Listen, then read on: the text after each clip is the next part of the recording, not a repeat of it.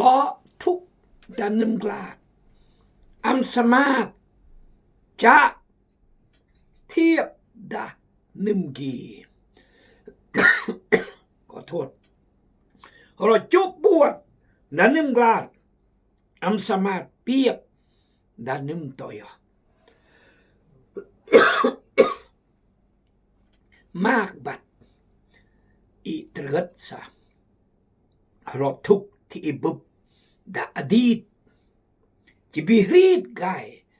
จะรออีดาอนาคตอัมเมแต่ละมือแต่ละวันปั้นเราทุกอันอีเด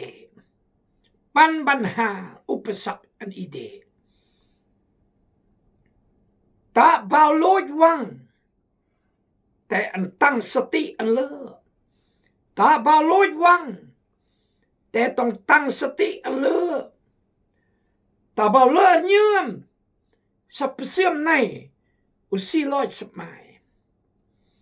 อาจจะเมื่อแนวนี้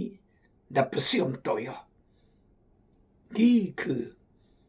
ที่โอประสบการณ์บุบแต่ชีวิตโออีอวยพรนึ่มเมและงานขอบคุณและอื่นๆล้วนแล้วแต่เราสู่ทอมและปรารถนาเลอแต่สิ่งนี้อัมสมาตพิสูจน์คารังตีประกันซะจะมือแนวอีเหลาจะมือแนวอิสโรซึ่งจะเกิดก็ยัดได้ต่างหากปัญหาอุปสรรคที่จะกายรุ่มเราไทยหือเราลาวกายบุกกายตมโบเดทุกที่ทุกมนยืมมือยืมเวลาแต่จะแต่ในเมื่อในฐานะเมื่อคริสเตียนพระเจ้าองค์สูงสุดและรักอีห่วงอีจนหานดัสอ่องกังแขนและอีจะแต่งแนวเมื่อฮัลโหลตอบก็คือปลาเยี่ยมบุญยพระเจ้า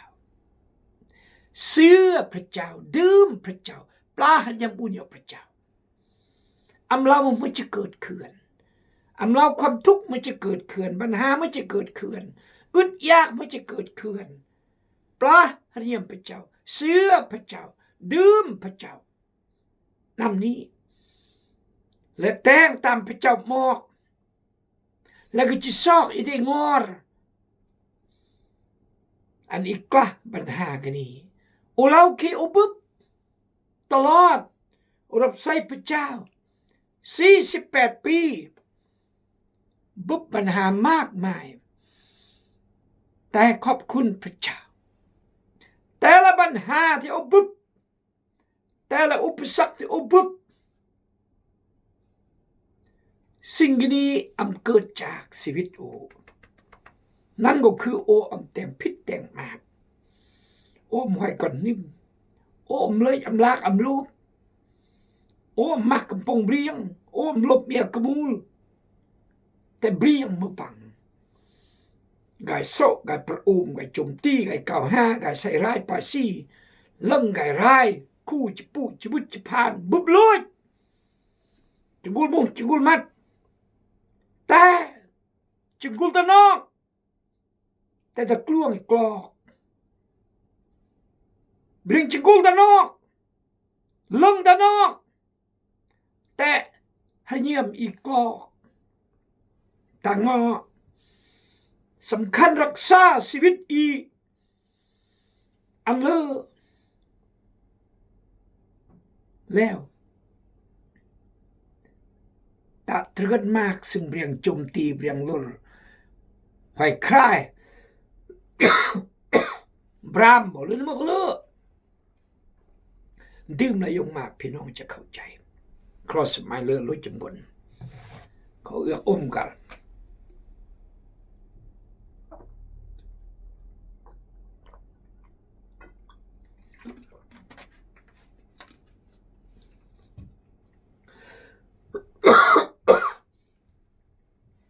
พี่น้องหนึ่งปัญหากรดไหลย้อนเราอังกฤษ reflux ว้าเขื่อนแล้วก็ถ้าเบิดสังมากกุ้ยจุปวดลุยอะไรวีดแยงพิกุนสังมาเบิดจำกัดสมะเบิดเปลม่วงเปลเกลี้ยงตลอยเงากาแฟเครื่องดองเครื่องพรีเครื่องเกมเครื่องหูแนบโอ้ยอันตรายพี่น้องเลยเกิดอยู่กี่เงินน้องแย่จนทั้งมือสิเกยัดเยา71 ปีอดทนสู้ทนบุบพี่น้องดาวันที่27 28 29เดือน3ดาน้องขายเบอสังมักลุยเบอรเวนบพัดรเวเสียอียมดสปอตตอนนี่แต่ว่าแต่อุสโรบิลูและก็เบอเกียลนกองเกียลกยอมเสียเสื่องตะกลวงนี่เกียลก็เบอเบื่อแต่มือก็นี่มาสมัครมอพัดรเวจืนรเวกับสังกองเกียลกยอมนี่กระทบเท้ามือสิกีพี่น้องเลยชีวิตโลกกีต้องบุรำบุมากแนวรำบุซึ่งจุซึ่งวาดเท่าดงก็มือจะจากโลกย่อยอย่างกุ้งนาพงโรคมะเร็งตลอมและอเมริกันอีกตื่มคือจะมาพี่น้องไพรบน้องนึ่งเกิดอายุประมาณ20 ปลายเกิดโรคมะเร็งตลอมจอก็มือจหานทั้งสุขภาพ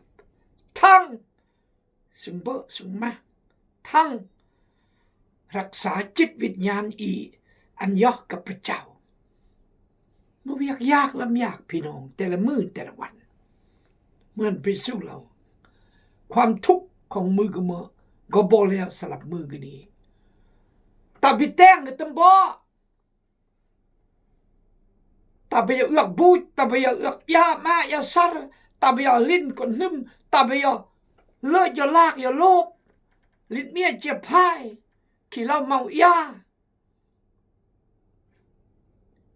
รักษาสุขภาพเบื่อมามือ3 กราบอาบน้ำมือ2 เทื่อและเครื่องวันเต็มโกเมียกระมูลใส่ใจอันก่อนอย่าหงเหียน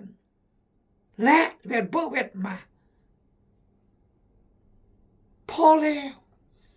แต่ละมื้อแต่ละวันแต่ไปยกปั้นอันแนวเลือดดีชีวิตแต่ละมื้อแต่ละวันก็จะห้านแล้วแต่ไปยกปั้นอันถือรวยถือริมเลี้ยงรวยเลี้ยงริมอัตตาดวงใสเสมอไก่ก้าวพยานดมอนสมนาก็มาหมอรวยกำราบคริสเตียนต้อยจัดการกำราอำนวยหนังสือแต่เนื่องพระเจ้ากำราอำนวยหนังสือแต่เนื่องพระเจ้าเกินหนังสือก็เนื่องและก็หมอรวยเราแสดงมาหัวหน้ารวยหรอแม่ลูกน้องรวยเราแสดงปวดรวยหรอปวดก้นจะปวดรวยจะจุอะไรรวยยังก็กล่าวพยานได้ขึ้นสิทธิ์เราพระเจ้าบ้ากับพระเจ้าโอ้มาว่านำสู้ยอนำคมเฮงกำปราล่องไรกำปราสุดท้ายพระเจ้าได้กำปราเกินยิ่งใหญ่แต่งอันเกินจู ปัวเปรี้ยวเบื่อนี่ก็ปัวก็เบื่อสุดท้ายก็จะรอพระเยซูเลิกขอพระเจ้าอวยพรอย่าแต่แขวงกำแพงนครแต่มงคลพงศรีขอพระเจ้าอวยพรแม่ดวงใสกำราเมียบุญมีขอพระเจ้าทรงนำเอาล่ะพอแล้วเรานำเกิดพี่น้องตะเบาลดวังแต่อันตั้งสติอันเลิกอีต้องอาสติระวังตัวสติอันรอบคอบสติที่จะตัดสินใจอันใดอันหนึ่งสติที่จะเบอะจะมาอำควรเบอะอำควรมาสติระวังสิ่งจะเบื่อนได้เบื่อนอันหนึ่งเบื่อยำจะเบื่อนก็ตาเบื่อนเมื่อยำจะเวทตาเวทต้องใส่สติระวังโสตทอกำระทอกรสติระวังอาบันเมื่ออาบันหาจะแก้แนวก็มือนี่คือจงสติตาเบาเลอะเยื่อมสะดิสิเสื่อมในลอยเลอะอาจจะอำลอยเมื่อกินีจะมือตัวอย่างเอาละย่างพระคำพระย่อหนังสืออพยพบท17เฮียนพระย่อผ่านกันแล้วอิสราเอลคนอดีตขาดทาสอันสมาร์ทอันเกียรตินายดีอันสมาร์ทเสื่อฝั่งพระเจ้าหรือเสื่อฝั่งนายเมื่อลึงโจมตีเมื่อลึงกล่าวหาเมื่อลึงประจุมเมื่อลึงลงรายจะเพื่อก็ลึงว่าก็ลึงจะเพื่อก็ลึงจะเพื่อมาก็ลึงบุบทะเลยิมก็ลึงกุนทหารอียิปต์รัฐยุมก็ลึงทุกสิ่งยัตกันลึงรายประจมตรายปอยบรามบูรจุกุลมัดแต่หมดอีเลียนอียิปต์แต่หมดอีเลียนอียิปต์มาเราขอบใจไม่ปัดแล้วก็มาเราก็ตันยูไม่ปัดมันสิ่งโจมตีกี่คือคนอดีตขาดทาส430 ปีครุกเหมือนยอสันตรูดอิมใช้รักนายใช้สนับสนุนนายใช้ยกเคลื่อนใช้สนับสนุนยอยูดรุยยอยูรำตู้ยอเคลื่อนรุยยอยูรำตู้ยอเคลื่อนเมื่อเราเล่มก็มุยเกิดตลอดศาสตร์ร่วมยอมเบื่อนมันหมดก็ตามเซดัมเปียร์บราดู yes ยังจะล่วงพระมังเกิดโบสถ์รถ10 ปลายโบสถ์ใช่ปะโบสถ์ละ10 ปลายคน20 คนจับพอแต่วันโอจินามัสการแล้วก็อ้างอันเบียมกุญเสด็จอาโบสถ์เบื่อนกี่เบื่อนกันไงนี้รื่นสมองกับมูคริสเตียนบีเล่าแหละเมื่อคริสเตียนเพราะคริสเตียนเวรกันตรองสิยองง่ายแต่จิกายรักยอยากเวรกันตรองสิยองง่ายแต่จิกายรักยอยาก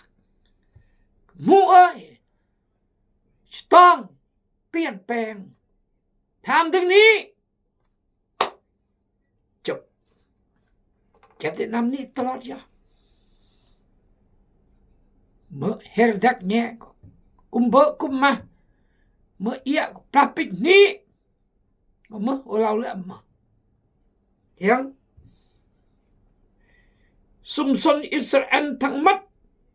ได้ออกจากถิ่นแห้งแล้งกันดารสิ้นโดยเคลื่อนย้ายไปเป็นระยะตามคำสั่งขององค์พระผู้เป็นเจ้าพวกเขาได้ตั้งค่ายพักอยู่ที่ริฟดีมที่อยู่ในที่นั้น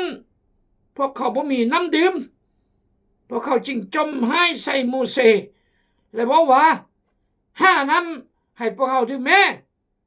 โมเสสจึงตอบว่าเป็นยังจึงพากันจมเป็นยังจึงทดลององค์พระผู้เป็นเจ้าแต่ประชาชนหิวน้ำลายจึงสืบต่อจมหายโมเสสโดยว่าเป็นยังท่านจึงนำพวกเขาออกมาจากประเทศอียิปต์เพื่อให้พวกเขากับลูกหลานและฝูงสัตว์ตายหิวน้ำสันบ่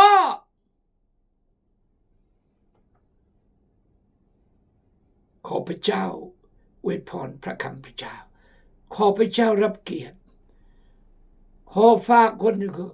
จุนักบางคนเจ้ายัดยกพระเจ้าขอพระเจ้าอนุทินสติปัญญาขอพระเจ้าอวยพรทุกคนอย่างไรการนี้ให้เพิ่นได้รับพระพรจากพระเจ้าอธิษฐานในชื่อพระสุคิดเจ้าอาเมนขอบใจบอกกดแชร์กดไลค์และคอมเมนต์ท่านท้าอมส่งแรงพ่อ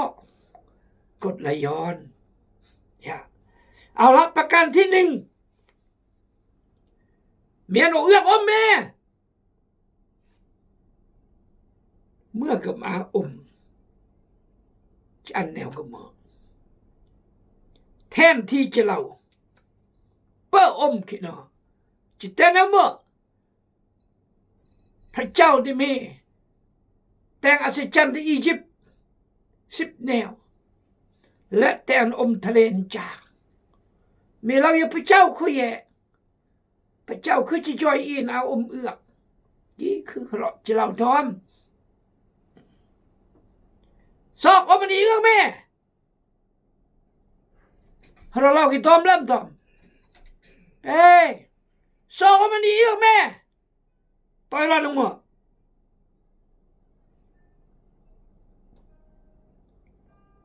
ต่อยะเป็นยังจิบพาไปยังท่านจึงนำพวกเฮาออกมาจากประเทศอียิปต์เพื่อให้พวกเฮากับลูกหลานและฝูงสัตว์ตายหิวน้ำสันบ่นั่น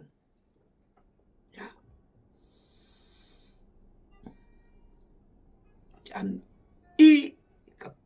ก้อนอีและโตอีห่านสันบ่เบื่อได้เล่าเลยเลอะเยื่อมเบื่อได้บอกได้จมเลยเลอะเยื่อมเบื่อได้ตรวายคู่เข็นผู้นำเลิศเยี่ยมมาแล้วเจนอกเห็นใจจิกูญอนาคตก้าวมัดสมมติจะเกิดเคลื่อนจะเบือนเลอะแนวกมออดีตจุกปวดนำเมื่อ430 ปีและกุญฤทธิเดชอำนาจเดชพระเจ้า3 แนวลงเลยส้นลึงอมนี่คือสภาพที่นอโมเสสจึงตอบว่าเป็นยังจึงพากันจมเป็นยังจึงทดลององค์พระผู้เป็นเจ้าทดลองพระเจ้าห้องอำย้อมไหนเป็นยังท่านจึงนำพวกเฮาออกมาจากประเทศอียิปต์เพื่อให้พวกเฮาพาทั้งลูกหลานและฝูงสัตว์ตายหิวน้ำให้ท่านโมเสสเราทดลองพระเจ้าในการที่บ่แต่งกันนี้เมื่อบ่ลังโอเท่านั้นบ่ทดลองพระเจ้าสัพพเจ้าเปิดอำนาจพระเจ้าเปิดสิทธิ์พระเจ้าเปิดฤทธิ์เดชทดลองพระเจ้า ตัดทดลองพระเจ้าแต่อันเชื่อพระเจ้าตัดทดลองพระเจ้าแต่อันเชื่อพระเจ้ายี่สำคัญที่สุดปลดปล่อยจากทาสเกิดก่อนจำรอบผ่านปิดอำภูมิใจอำเลิศเยื่อมกุยอัศจรรย์10 แนวในอียิปต์และยิ่งใหญ่คือแต่งอมทะเลจากอำภูมิใจและอำเสืออำถึงที่พระเจ้าเล่าจารย์บริยัตประเทศคณาอานวันนี้อุดมสมบูรณ์อาเบออามาเจียเลเบอร์ลำจะเกิดมาสนสัตว์ดงดังอำสนลายลอยแต่สิ่งเราแต่งเบื้อนก็คือเรื่องโมเสสตรวายโมเสสหมดอีเลียนแต่งมาอียิปต์มารมานบอกมันตุรมานจะมันอีบอกได้มาอมเอือกจุบอมจุเอือกอม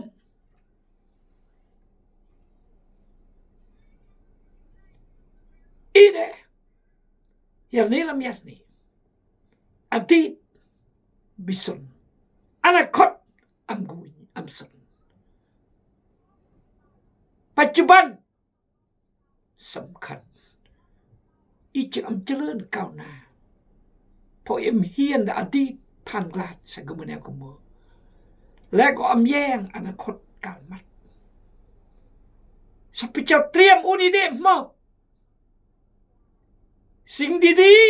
ๆมีอยู่ข้างหน้าสิ่งดีๆมีอยู่ข้างหน้า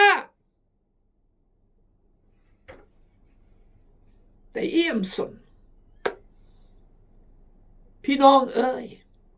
สิ่งดีๆสลับก่อนกับมูอีมีอยู่ข้างหน้าแต่ละคนซื้อเหลือเกินสิ่งดีๆมีอยู่ข้างหน้าสิ่งดีๆมีแน่ถ้าอิเสื้อดื่มพระเจ้าโมเสสละมั้ง